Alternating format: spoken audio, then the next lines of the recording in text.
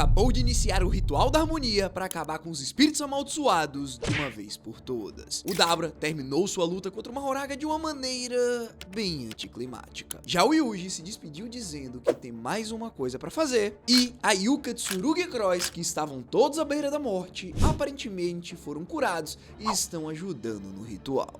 Talvez. Só que eu tô com o maior pressentimento de que algo horrível está prestes a acontecer. Porque GG Akutami não faz finais felizes. E tem um personagem que todo mundo esqueceu que ainda não apareceu e que pode virar esse jogo de cabeça para baixo. Dito isso, já deixa o like, se inscreve no canal e bora analisar esse capítulo bizarro que deixou a comunidade inteira confusa. O capítulo já começa exatamente de onde a gente parou, com Yuji e Umaru prontos para livrar o mundo dos espíritos amaldiçoados. Como sabemos, a última frase do Yuji foi ele explicando que mesmo que elimine a energia amaldiçoada dos japoneses, isso não faria com que os espíritos amaldiçoados sumissem completamente. Diante disso, Umaru fica tipo, desculpa, o quê? O que você tá falando? E o Yuji explica que é praticamente impossível eliminar completamente a energia amaldiçoada dos seres humanos. Assim, veja bem pessoal, a energia amaldiçoada é praticamente única para os japoneses e pessoas com raízes japonesas. Porém, pessoas no exterior também emitem energia amaldiçoada. É bem fraca comparada ao povo do Japão, mas existe. E é por isso que os espíritos amaldiçoados também nascem no exterior. São poucos em números, mas ocasionalmente um forte aparece. Também, depois de que a existência das maldições se tornaram públicas quase 70 anos atrás, praticamente todas elas agora nascem em Tóquio. No fim, a lógica é essa daqui. Emoções negativas são universais. Medo é universal. E enquanto a humanidade existir, energia amaldiçoada também existirá. Então, mesmo se eles removerem a energia amaldiçoada do povo japonês, onde ela existe predominantemente em grandes quantidades, ao longo de grandes períodos de tempo, com medos massivos pela humanidade, serão poucos, mas se tempo suficiente passar com pessoas suficientes temendo algo, um espírito amaldiçoado muito poderoso ainda pode surgir. E aqui vem outro problema. O Maru explica que a técnica dele é usada para gerar harmonia entre simurianos e japoneses. Então, ele não pode fazer nada que realmente prejudique fisicamente alguém com ela. Só que, sem o metabolismo da energia amaldiçoada no corpo das pessoas,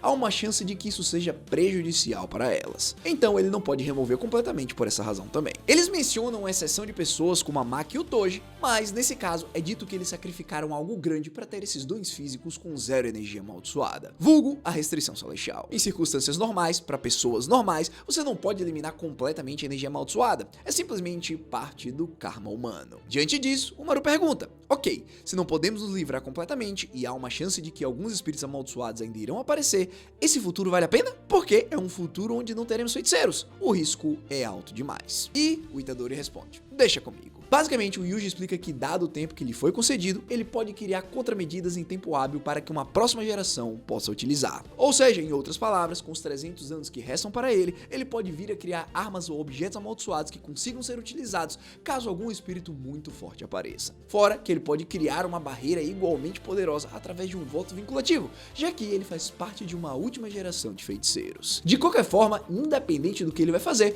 o Yuji também diz que o número de espíritos amaldiçoados nascidos em um ano vai ser contável em uma única mão, e que a reconstrução de Tóquio provavelmente vai progredir. Só que o Maru levanta o questionamento de que, se for assim, com os terráqueos gerando mais maldições, isso possivelmente fará com que os humanos e os simurianos entrem em desacordo novamente. Porém, o Yuji tem a solução. Os espíritos amaldiçoados também precisam estar em harmonia. Afinal, eles precisam remover a causa que faz a tribo de Rumel confundir espíritos amaldiçoados com Kalians. Porque lembrem-se, os Kalians são amigáveis apenas com os Rumelianos, como o Maru e o Croix. Eles literalmente matam e comem todo mundo que não é. Isso, pessoal, já tinha me levantado o questionamento há muito tempo, desde o início da obra, e finalmente nós vamos ter a resposta. Se liga só. Para começar, o Yuji pergunta qual a grande diferença entre espíritos amaldiçoados e Kalians, pois as maldições especificamente já nascem maus, mas que os Kalians não necessariamente têm essa característica. O Yuji continua falando sobre Tengen, que viveu por centenas de anos, constantemente envelhecendo, regenerando, atrás de um novo recipiente para continuar esse ciclo, até que se tornou bem parecido com o espírito amaldiçoado.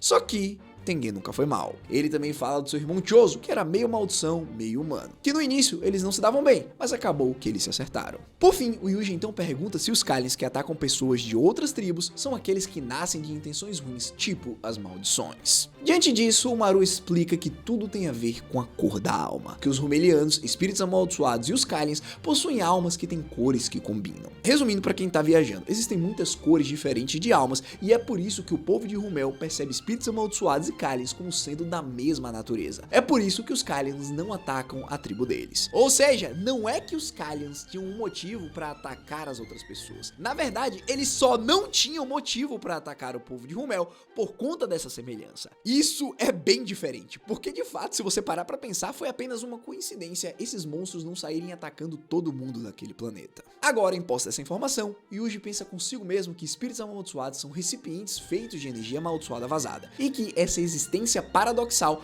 pode funcionar da mesma forma através do universo e ter gerado esses seres divinos que são os Kalyans. Mas calma que vai ter uma reviravolta daqui a pouco. Dito isso, depois de pensar um pouco, Yuji pergunta se tudo que eles estão pensando vai dar certo. E o Maru responde que é impossível repintar a cor de uma alma, porém existe outra maneira de conseguir isso. E agora você deve estar se perguntando, qual é a solução? Fácil, porque o Maru explica que eles não irão afetar diretamente as almas das pessoas que nascem de agora em diante. Eles vão afetar o local que ele e o Yuji estão nesse momento, onde todas as almas da Terra passam. O Maru diz que pode remodelar aquele local em um caminho com ramificações e modelagem de almas. Assim, será possível dispersar as cores dessas almas e apagar a maior quantidade de energia amaldiçoada possível, sem interferir de forma que cause consequências negativas. Pessoal, basicamente eles irão reprogramar o lugar onde as almas passam antes de nascer para que a energia amaldiçoada seja minimizada desde a origem. É uma reescrita em nível cósmico. Com isso, o Yuji diz, essa é a única maneira, né? Se é assim, o Kalyan da nave vai... 3 pontinhos. Lembram que eu falei que ia ter uma reviravolta? Porque em um primeiro momento eu achei que o Kalyan ia morrer. Mas pela expressão do Itadori, significa que o Kalyan vai entrar em fúria e atacar todo mundo, já que todos que nascerão a partir de agora não terão cores de almas que serão similares. Ou seja, o Yuji vai ter aqui, ó... abatê-lo. Bom, agora a cena corta e temos uns momentos mais confusos do capítulo. De repente, do nada, nós vemos o Dabra segurando algum tipo de corda na mão e conversando com uma xamã. Ele não está mais lutando contra uma Horaga. Basicamente, pela minha interpretação dessa cena, juntando com o que vai acontecer mais pra frente, ele apareceu na África para conseguir a corda negra. Só que essa cena não demora muito, porque no próximo painel, o Dabra já tá junto do Maru nesse espaço de almas. Diante disso, o Maru pede desculpas por, um tempo atrás, ele ter profanado a resolução e o orgulho de um guerreiro ao ter interferido no duelo. Pelo que deu pra entender, ele tá se referindo a quando pulou da arena quando o Dabra e o Dura estavam lutando. Mas não dá pra ter certeza, porque aparentemente o Maru puxou o Dabra pra fora da luta contra o Mahoraga no meio de tudo que tava acontecendo. Como eu disse, tudo tá muito confuso. Na sequência, sem precisar dizer mais nada, o Dabra entende que ele é o único que voltará para Simulia, pois essa é a única maneira de salvar a Yuka e que, se forem só 2 pessoas, ele e a irmã, o Maru consegue mandá-los de volta para casa sem precisar viajar por 2 anos. Dabra também disse que foi para a Terra para poder cumprir a promessa que tinha feito ao Dura,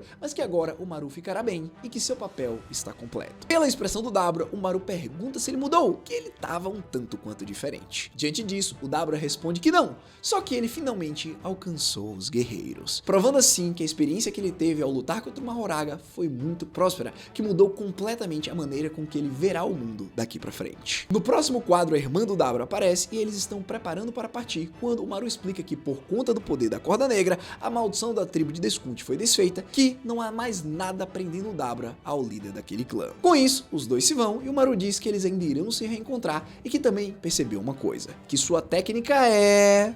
e a cena é cortada. Na sequência, o braço do Maru aparece canalizando algum tipo de habilidade em cima do Cross, Yuka, Tsurugi e Uzami, e então vem o momento que me deixou preocupado. O Maru diz, obrigado, Yuji Itadori, e me desculpe por tudo. E o Yuji responde, você já terminou? Mas você tem uma coisa que precisa ser feita. Não? Diante dessa fala, o Maru responde que sim, mas que é algo que ele deve fazer sozinho. Então, Yuji se vira e vai embora. Os dois acenam um para o outro e ao mesmo tempo, ambos dizem... deixo o resto com você. Agora, sim, eu não sei com certeza, mas eu tô me perguntando se a coisa que o Yuji vai fazer é ir lidar com uma Horaga. Porque se o Dabra foi arrancado daquele duelo, então uma Horaga ainda tá lá fora, correto? Se isso se concretizar, o Yuji é o único que poderia lidar com essa situação, o que possivelmente resultará em nós vermos o poder do Itadori novamente contra o General Divino. Ou, uma outra opção seria que depois que o Dabra foi mandado para outro planeta, o ritual foi desfeito, mas isso seria anticlimático, mas ainda do que já está sendo. De qualquer forma, agora nós temos um painel de Tóquio de todos os espíritos amaldiçoados que ainda existem por lá. O Maru, agora em cima de uma torre, olha para baixo e pensa no pecado que está cometendo e nas consequências disso. Ele apenas deseja do fundo do seu coração que os espíritos descansem em paz. E, enquanto ele diz isso, alguém agarra sua mão. Ele olha para o lado e vê que é o Cross. Mas não só o seu irmão. A Yuka e o Tsurugi também estão lá. Os quatro se dão as mãos e o Cross diz: "Não se preocupe, vamos fazer isso." A Yuka também diz que tá tudo bem porque todos estão juntos. Diante dessa situação, o Maru olha para os rostos deles e começa a chorar, mas então cerra os dentes e agradece. Isso nos leva a uma cena dos quatro de mãos dadas e toda essa energia começando a disparar ao redor deles enquanto o Maru inicia o seu feitiço dizendo: "Nós somos Jujutsu Kaisen modo." Brincadeira, não foi isso que ele disse. Ele disse o seguinte: "Para todas as almas, através de uma oração em busca por harmonia e paz, o ritual, eu irei completá-lo." E aí, o capítulo termina com o Maru gritando enquanto lágrimas escorrem não só dos olhos dele, mas também do seu terceiro olho, enquanto todas as almas ao seu redor vão sendo dispersadas em direção ao céu. Esse capítulo foi lindo, mas também foi extremamente estranho e a comunidade inteira, inclusive eu, estou muito confuso. Primeiro, como o Maru curou todos os seus amigos, a Yuka, o Tsurugi, o Uzami, todos estavam inconscientes por causa dos ferimentos, e de repente eles apareceram completamente bem e prontos pro final. Teve gente que interpretou como se eles tivessem morrido porque eles apareceram na passagem das almas, mas sinceramente, pelaquela cena do Maru aparecendo com a mão sobre eles, pareceu que ele estava curando-os. Ou seja, pra mim, ele usou a técnica do Mahito de controle de almas para poder utilizar uma espécie de técnica amaldiçoada reversa e assim curando todo mundo. Segundo, o que aconteceu com o Mahoraga? O Dabra foi simplesmente arrancado do duelo e assim, o Mahoraga só sumiu? Será que o Yuji foi pará-lo ou fazer outra coisa? Terceiro, pelo que eu percebi aqui, parece até que a gente tá lendo um capítulo na frente e que o GG esqueceu de escrever algo no meio disso tudo. Então precisamos realmente esperar a versão oficial que sai no domingo ou o capítulo que chega na semana que vem, onde tudo irá mudar. E com essas palavras, em quarto, por último, eu preciso dizer que isso pareceu fácil demais, simples demais, feliz demais. E se tem uma coisa que aprendemos com GG Akutami é que quando as coisas parecem estar indo bem demais, é porque algo horrível está prestes a acontecer. Isso aqui não é Disney. Me ouve só. Vocês se lembram lá do capítulo 235 de Jujutsu Kaisen? Aquele capítulo que nos fez acreditar que o Gojo tinha vencido? As análises, as teorias, todo mundo tava comemorando lá atrás. E aí o 236 chegou com o Gojo morto, cortado ao meio, dizendo adeus pros seus amigos. O GG fez a comunidade inteira acreditar numa vitória só pra nos destruir no capítulo seguinte. E agora, olha só pra esse capítulo 23. Tudo parece estar se resolvendo, o ritual da harmonia vai começar, todo mundo tá junto. Yuji e Maru se despediram como amigos e parece que a gente nunca mais vai ver o Itadori. Realmente parece final de filme ruim que diz que todos viveram felizes para sempre. Mas aí aparece o questionamento: e se não foi isso? E se o GG estiver preparando um cenário exatamente igual ao 235 e 236 de Jujutsu Kaisen clássico? E se no próximo capítulo algo terrivelmente der errado? E é aqui onde entra a minha teoria principal. Existe um personagem que foi estabelecido desde o capítulo 17 e que ainda não apareceu de forma significativa: Okotsu Iori, o pai da Yuka e do Tsurugi, o filho do Yuta e da Maki. Ele desapareceu logo ao nascimento da Yuka, e a última pessoa que ele se encontrou foi o Yuji. Como vimos, uma empregada testemunhou Iori confrontando um homem encapuzado com uma cicatriz no rosto, claramente o Yuji, no jardim ao lado de fora da sua casa. E a única coisa que ela ouviu foi o Itadori dizendo: "Não importa." O que isso significa? O Iori estava profundamente preocupado com a próxima geração tendo poder mais fraco do que a anterior. É por isso que o Tsurugi acreditava que seu pai saiu depois de cumprir o seu papel quando a Yuka nasceu com uma técnica amaldiçoada poderosa. Mas assim, por que ele conversou com o Yuji? O que eles planejaram? O que o Yuji quis dizer com "não importa"?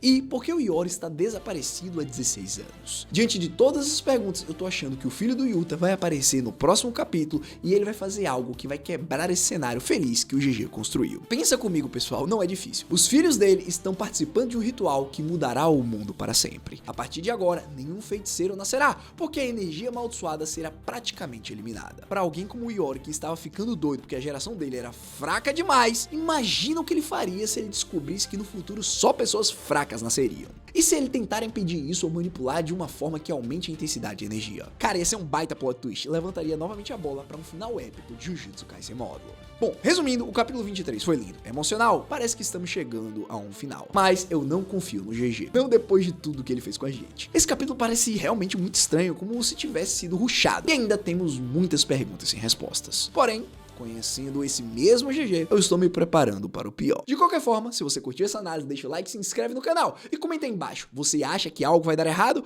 ou realmente esse vai ser o final? E se realmente acontecer, o que será que o Okkotsu-Yori está planejando? Foi um prazer apresentar esse vídeo pra vocês e a gente se vê no próximo. Provavelmente chorando depois do que o GG vai fazer com a gente. Hashira falando e vazando. Eu fui!